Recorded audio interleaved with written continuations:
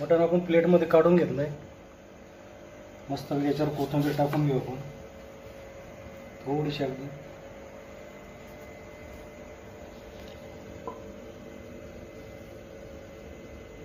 आपला स्पेशल काळा मसाला मटण तयार झालेला आहे.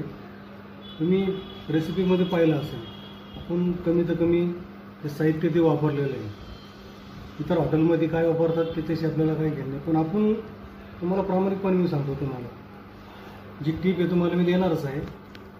याच्यामध्ये आपण लाल मिरची नाही वापरली, याच्यात आपण भाजीपाल्याचा जास्त प्रमाणात घेतलेला आहे. हिरवी मिरची वापरलेली आहे, कोथिंबीर